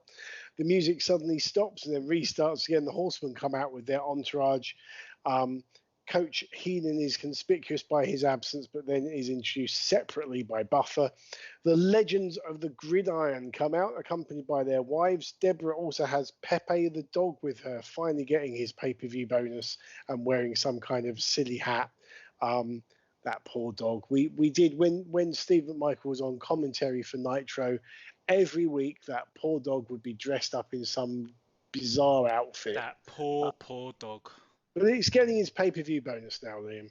He's earned it. One would hope so. I hope they're not stiffing him on the pay-per-view. I hope so, yeah. Randy Savage gets his own entrance music and intro, of course. Now, I know nothing about American or NFL football, so I'm presuming that their tights are in the colours of the teams they played for? I believe so, yeah. Yes. But Jay, I was going to say James would actually have the massive likeness because he's a big NFL fan. Yes, yeah, no, they were in the tights, and obviously the wives had the jackets. And I mean, Steve McMichael is a massive hero of mine. I'm a Bears fan, and he played for the Bears for 12 years, and he was a defensive tackle for the '85 Bears team, which is the greatest defense of all time in NFL history, and won the Super Bowl. So. Which got me into the sport in the first place. So wow! So this is big hero, and Anyway, well, I'm sure you'll get onto the match, but he was really good at NFL and not so much at wrestling. Actually, to be honest, the storyline, and I won't spoil it, but the whole thing around, him going to the Packers for a season was really. It's really interesting the way they did that, and that was completely true about him taking the money. But anyway. I see. So that'd be lost on me, that bit, right? That makes sense. Mate, so they're it's like, I don't know, Celtic or Rangers or Tottenham or Arsenal or Liam Charlton and I don't know, someone else. But so he was 12 years at the Bears and then got a serious injury and went to the Packers anyway and took a load of money from them, hardly played, and then retired. Right. And said he'd stiff them again, which was great as a Bears fan. I see. Yeah, I was actually going to reference. I might as well bring it in now because it has more context. But I was going to say for our British listeners who aren't so NFL savvy, I was gonna liken the way this match goes. Imagine if it was footballers, but the footballers were because James is a Tottenham fan. I'll say imagine the soccer team is the team of Ledley King and Sol Campbell. And for a Tottenham fan, when you explain what happens at the end of this, it wouldn't just be some random swerve. It would be, oh, that makes sense, when a certain one of them takes the money and turns to the other Right. one. Yes. Okay. So yes, to their credit, or to WCW's credit, they're also wearing proper full wrestling gear, including matching boots and knee pads, so they look the part. We start with McMichael v Anderson. There's lots of stalling, which is to be expected, as you've got to make every moment count. A 3-point stance charge off is obviously won by McMichael, who knocks Anderson flying. A second one sees Anderson drop toe hold McMichael. A second rope flying shoulder tackle shocks Anderson. He gets sent to the floor, and Savage gets a shot on him to a big pop. It's only at this point in the match, Liam, that I realise there's no banquet table out here. It's an absolute travesty, isn't it? I'm worried we might have seen the last of it, and if so, I might quit the podcast in protest. Well, it'd be regrettable but understandable. We'll just have to wait until our next watch along to see if the banquet table returns. So Green gets tagged in, so does Flair. And at this point, I'm thinking, just imagine your professional wrestling debut match is against Ric Flair. Flair challenges Green to get into the 3-point stance like McMichael did, and as soon as he does so, Flair kicks him in the head, which I think we can say, Liam, epic shithousery. Oh, it was that was I had a big laugh out loud moment. I've watched this match several times before, but that one will always get me. He was doing the posing, wasn't he, and a squaring up to him. Oh, let's do this football style, and then just kicks him in the face. What a douche. What a brilliant move. He backs Green into the corner for a few chops and punches. Green then turns the tables with some shoulder charges. Flair loses his temper, stomps down the aisle, only to be cut off by Savage, who lands a few blows and throws Flair back into the ring face to face with Kevin Green. McMichael and Flair then face off. McMichael actually gets Flair in the figure 4 leg lock, and Green does the same to Anderson, but she's got to get involved. Woman claws at the eyes of McMichael to get him to release the hold. I was worried about her for a second. Yes, I mean, every time we've seen her on Nitro recently, she's had to interfere in some capacity. So she must have been getting withdrawal symptoms at that stage. She'd gone 5 whole minutes in the match without cheating. I know, all flirting with Mean Gene. Oh, man. This then prompts the NFL wives to get into an argument in the aisle with Woman and Elizabeth, although you'd never know they're arguing from Elizabeth's blank expression and complete lack of body language, but there you go. So all the women have now left the ringside area. We have just Heenan and Savage at ringside, the two wise old owls who can help the NFL guys if it all starts falling apart at any point. Flair's now taking over on McMichael. Heenan even gets a kick in the ribs while Mongo is on the floor. Anderson tags in, and they have singled out McMichael in that classic tag team strategy. Finally, Green gets to make the hot tag. He shoulder blocks Anderson before a wayward body slam on Flair, and a more controlled one on Anderson has the advantage, swinging to the NFL team. Green celebrates getting Flair down into the canvas, but gets chop blocked from behind by Anderson for his troubles. Green is selling big. Flair's working on the leg, getting ready for the figure 4. He clamps it on Green near the centre of the ring, and Flair is then getting additional leverage from Anderson before Savage intervenes to stop him. Chris Benoit then makes an appearance, attacking Savage at ringside. With Green still in the figure 4, and it's daft that he's not submitting at this point, Woman and Elizabeth come back down the aisle alongside a smiling Deborah McMichael, who's got changed and is now wearing a pink evening gown. Elizabeth is carrying a briefcase. Deborah then takes that, shows it to her husband. It's got a 4 Horsemen t-shirt and a ton of cash inside it. Green reverses the figure 4, sticks his head through the ropes to ask his partner what's going on. McMichael then clobbers Green over the back of the head with the briefcase. Flair drapes an arm over him to make the cover and get the pinfall in 20 minutes and 51 seconds. Savage then tries to attack Flair, but McMichael throws him off. Flair, Anderson and Benoit start stomping Savage before McMichael picks Savage up, holds his arms behind his back, gives Flair a free shot with the briefcase. He puts on the Horseman t-shirt, and in that moment overtakes Paul Roma as the worst 4 Horsemen member ever. He even shakes Heenan's hand And I don't know about you, Liam, but I can't wait to see what Nitro's like the following day. Yeah, to an extent, but you know what? I don't think he's behind Paul Romer at all, because I think the thing about Steve McMichael in wrestling was always established as the Twitter account That's Our Mongo establishes. Yeah, Yes. horrific in ring, absolutely, but as far as his presence and his mic skill, and we've said about WCW seems to be alarmingly short on confident, decent mic talkers at this point. In an outside the ring perspective, he's spot on, and because he's a high profile football player, he fits that billing of the Horseman being it never grows in huge numbers, but it's the select four, it's the elite. And even though he's not an elite wrestler, he's definitely an elite personality. He's elite in his own realm, so he has that over Roma at least. Okay. No, fair point. Okay, so James, you have witnessed the tag match with two wrestlers that you greatly admire and two NFL players you greatly admire. How did you enjoy this one? Yeah, well, one I admire. Kevin Green, I don't really know much about, to be honest. But yeah, I mean, yeah, obviously these two guys, the NFL players, were put in with Flair and Arn Anderson, and and having a Macho Man around as well, just the most experienced, technically adept wrestlers they could find to kind of carry them through, and they kind of do to a certain extent. I think Kevin Green overdid it for a while, and as Liam mentioned, the figure four went on for about 10 minutes, and he didn't tap from it. Was a bit peculiar. Yeah, I mean, it's not. It's an interesting match, and I think the ending was quite good, but obviously the in-ring action wasn't great. Ric Flair's always brilliant, so it's always great seeing him.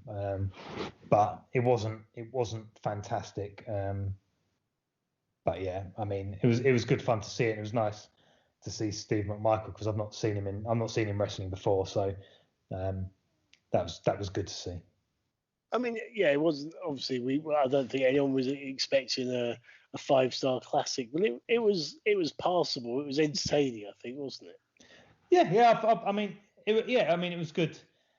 I think if you weren't a wrestling fan and you didn't really care about the technical stuff, then as sports entertainment goes, it was pretty entertaining.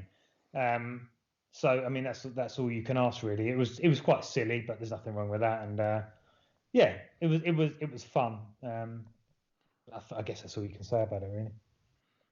And I guess, Liam, this would kind of pave the way for WCW to do a lot more of these. I'm thinking of Dennis Rodman and Karl Malone in their tag match, and then Jay Leno in being involved, and Master P, and there seem to be an awful lot of celebrities getting involved after this. Yeah, and to be honest, not too many people actually make that connection, do they, between this particular match and all of those NWO era ones that mostly happened at bashes at the beach, didn't they?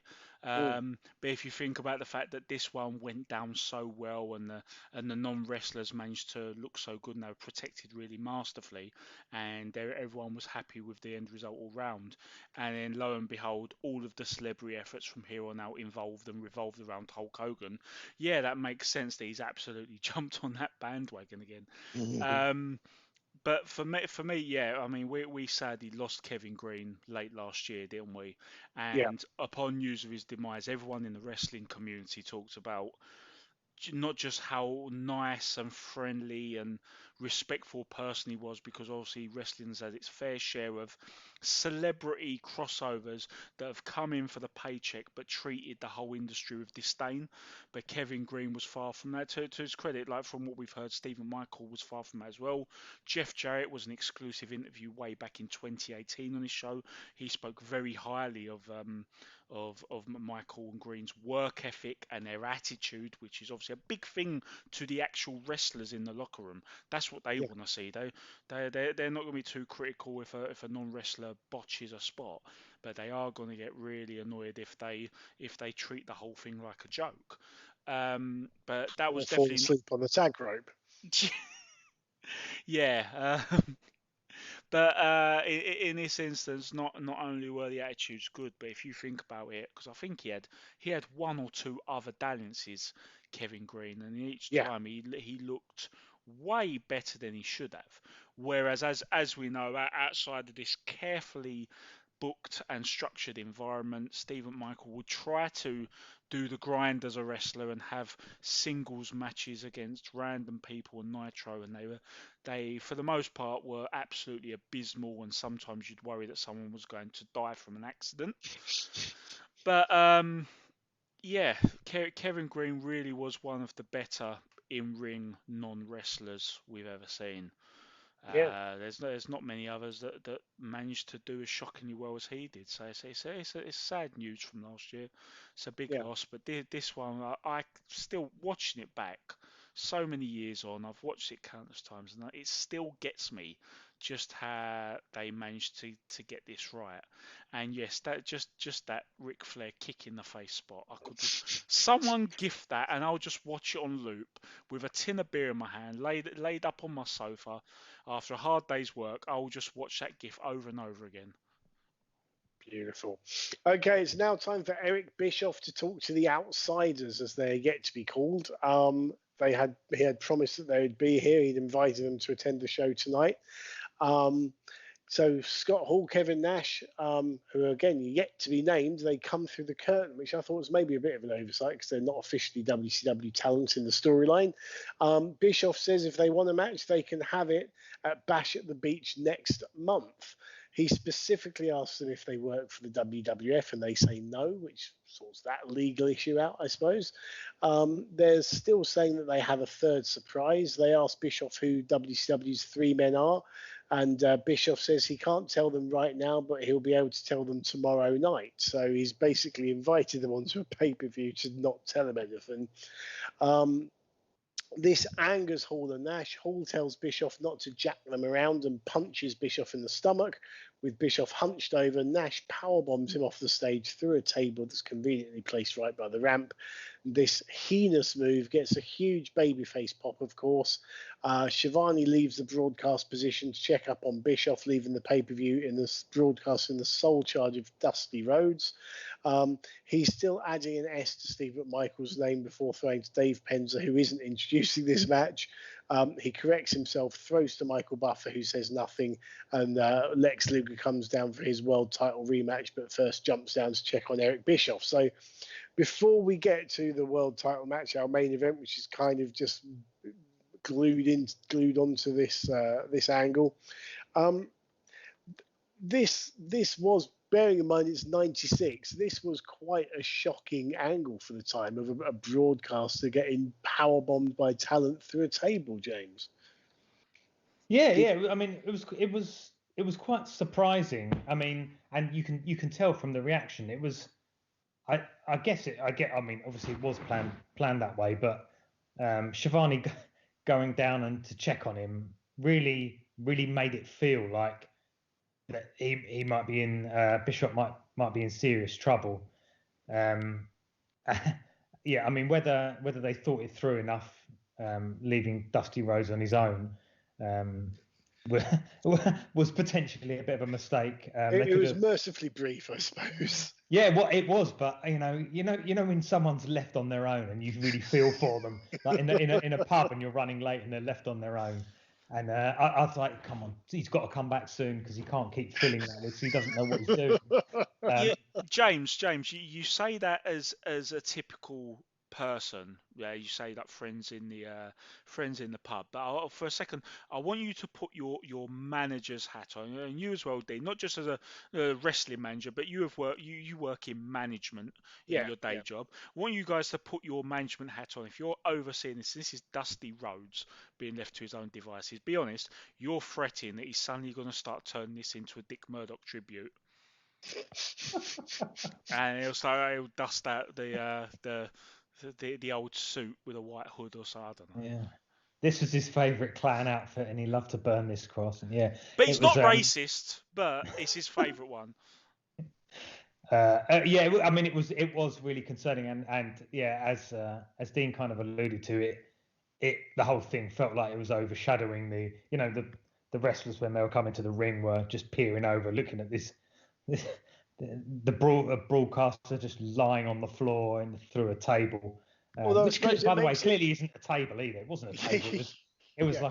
like a wooden frame with a bit of crepe paper attached to it. But anyway. And the tablecloth. Never trust a table with a cloth over it in a wrestling show, because it means it's covering something up. But I suppose the fact that it's happened there and Lex Luger's checking on him as well makes it feel more unplanned, I guess. Like no one expected it to happen like that, so that's why it's happened like that, if you see what I mean. Absolutely, But it really undermines the main event then, doesn't it? I mean, Yes. it really sells that bit, but then it undermines this Luger Giant match. But Yeah, you could have had it like before the Bubba Tenta match or something. But yeah. Maybe. I do have a theory on that I'll divulge after we discuss the actual main event. But the one thing I'll say about this is you're spot on, Dean, in the whole realism parts. And the one thing I like the most is that he refuses to use their names. I thought that was a nice little touch. A little bit of the disdain. He's still treating them as, they're a threat. They are to WCW's detriment. So he's not going to dignify them with names. They've come through the entrance, I know, but remember they were invited to discuss the terms of this match they're going to have, and they're saying there's going to be a third person, so it's going to be a 6-man match. And because the invite was laid out, they're allowed to walk straight through, and that just makes it even more poignant that for something as simple as we're going to decide the members of Team WCW later, they attack him. It's a really whimsical, trigger-happy reason to attack him, but that makes him even more dangerous. And as I said, it makes it more poignant that he's invited them there to try and do it like a boss, like a figurehead of the broadcast. And he's realised that he's in for a war. And you'll remember 6 months later, they retconned it into the rationale of why Bischoff ultimately sided with the New World Order when push come to shove. Well, because what was the reason for that again? He said in his promo, he said he had a wake up call when he was in the hospital that night, and he started to rethink what side he wanted to. And then they gave the impression that as obviously Hogan's joined and they're growing in strength and they're winning the battles and they're really terrorizing WCW, he made the decision that they were hip and cool and he wanted to be with them. So this all kicked off, and he did tie that into the thing. But yeah, they've said about, are you from the World Wrestling Federation? No. Remember the Nitro book, Guy Evans pretty much confirms they had to run that little bit of the dialogue as part of the legal battle. Yes. Literally. And it was really weird just to hear Eric Bischoff say the word WWF on a WCW pay-per-view. At the time. Okay, so main event time. It's the World Heavyweight title, Lex Luger challenging the Giant, accompanied by Jimmy Hart. And having followed this story on our Nitro Watchalongs, it is odd that there's no video package to recap recent events that led up to this match. Especially given that there have been choke slams through tables. As the Giant comes down the aisle, Shivani thankfully returns to the broadcast position.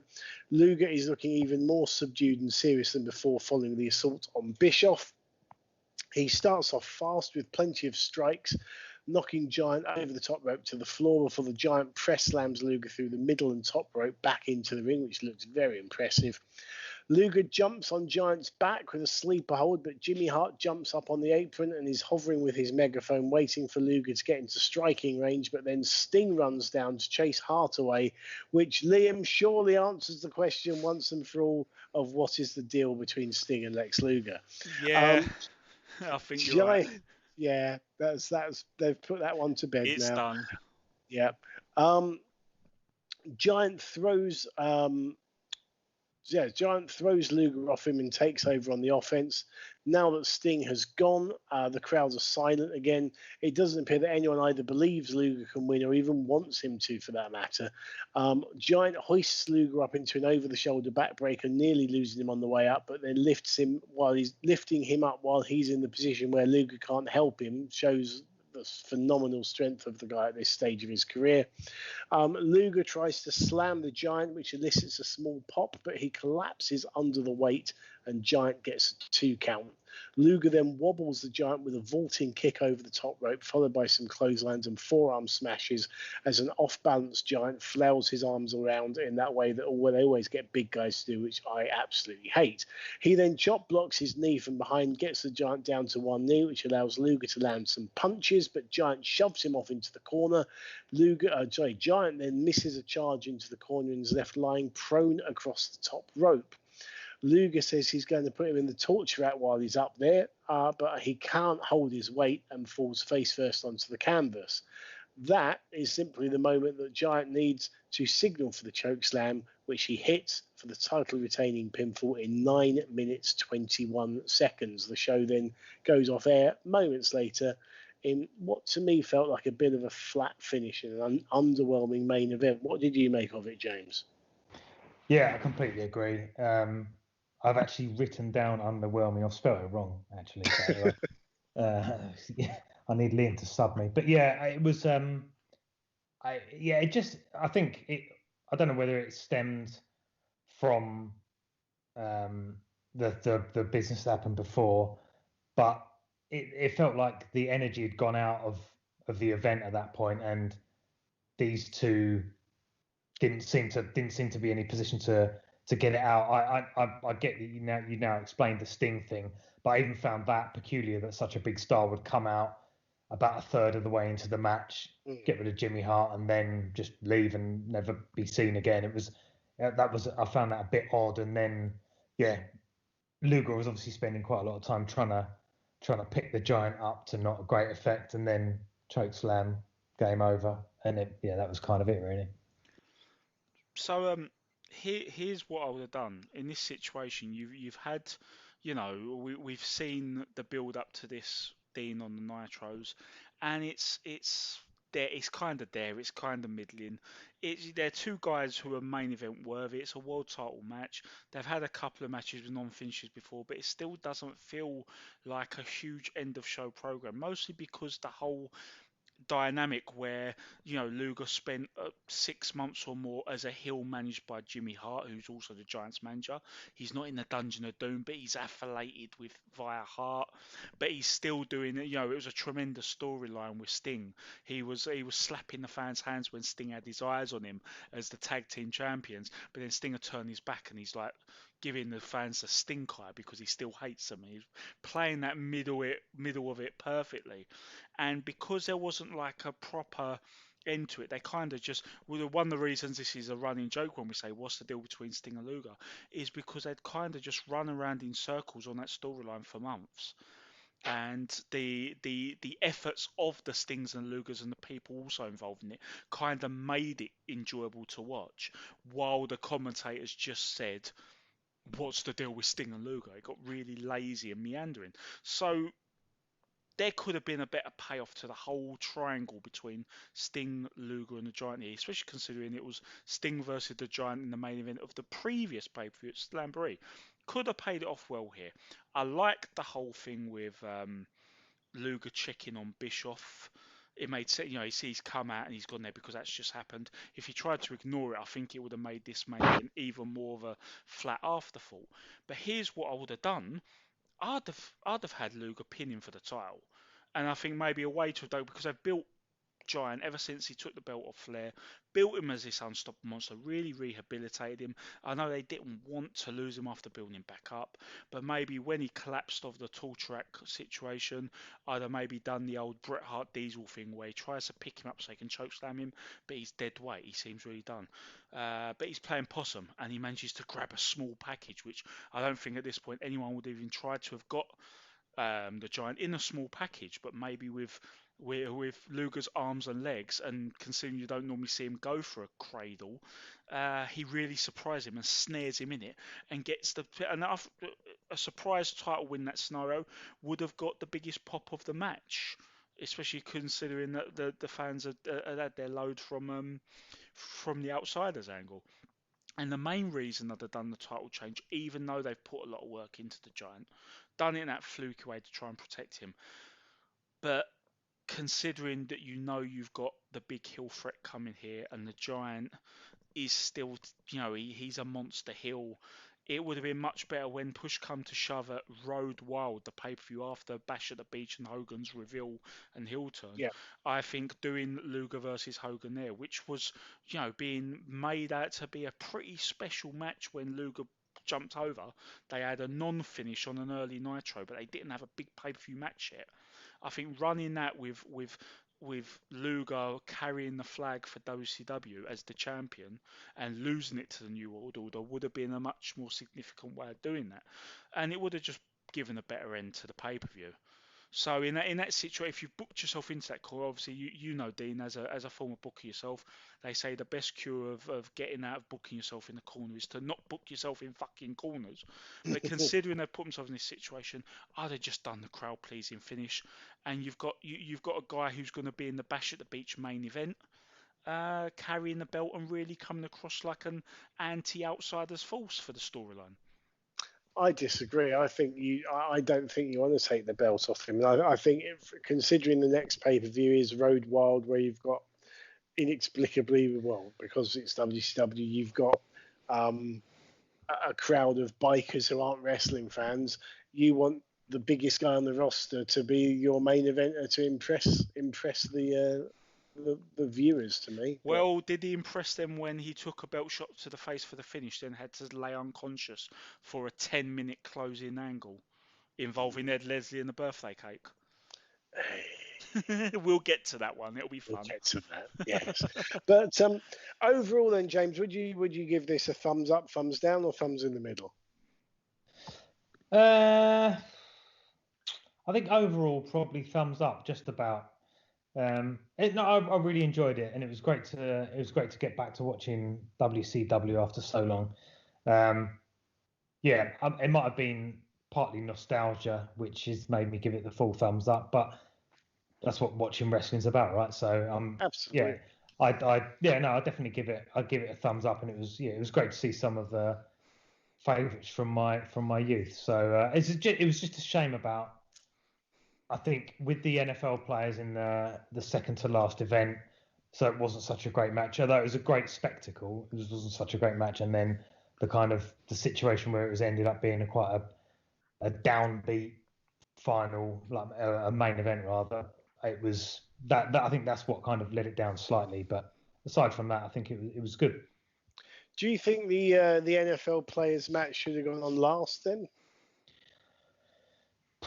Yeah, or move the the table spot earlier so there's less chance of the air being taken out the last match. But maybe they could have gone last. But obviously you've got the title holder, so you want them to go in the main event really. It's difficult. I think they may be slightly. Well, I guess it. You guys know more than me. It depends on the storyline, really. If they're happy, really selling the table situation is a really big thing, and they're happy to take a hit on the main event to carry that storyline through because it's so huge for WCW. Then it makes complete sense. I'm basically watching as a standalone, really. Sure, yeah. So it's a slightly different context. So I can understand why they did it. And I suppose, Liam, thinking about how the NWO storyline really turned around their fortunes, maybe that hit was worth taking. Yeah, I mean, for me, you'll remember when we did the Bash at the Beach pay-per-view, well, we loved it. Especially the more the three of us on that episode really dug deep and close analysed it, the more we liked it even more. And that really cements that as one of the great WCW pay-per-views of all time. For me, the Great American Bash '96 is up there as well. It's not in the final shortlist with the likes of Bash at the Beach '96. Your obvious ones, Super Bowl III, Spring Stampede '99. But I think it's on that second tier. Mm-hmm. Behind the final shortlist of them. It's probably a top 10 all-time pay-per-views. There's some great stuff on this, and it's not without its wrinkles and flaws, but it's really enjoyable, and considering what the ratio of good to bad those two pay-per-views was, I was very grateful to watch this back again. Good stuff. Okay, right. Well, that brings us to the end of the podcast. James, thank you so much for giving up your time to join us for this one. If people want to get hold of you on social media, where can they find you?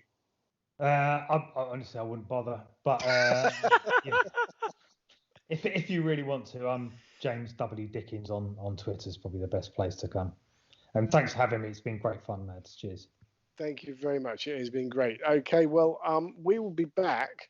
I guess it'll be a Nitro Watchalong next time around, Liam, to get the aftermath of this very pay-per-view. Well, we're in the mood at the minute, aren't we? I'm sure we'll dive off course with a couple of special projects, but I'm enjoying the timeline because it is the summer of '96 after all. 3 lines on a shirt, Des Lynam on the telly. Yeah. Glory days indeed. Okay, well, don't forget you can follow us on Twitter at BecauseWCW or on Facebook.com/BecauseWCW. And if you're on new, there is a back catalogue of 87 other episodes. Be warned, the first 6 sound like we're locked in the toilet, but we got the hang of what we were doing after that. So, yeah, we will be back very shortly with a Nitro Watchalong. In the meantime, thank you so much for taking the time and trouble to download this episode. And on behalf of Liam, this is me, Dean, saying I'll see you ringside.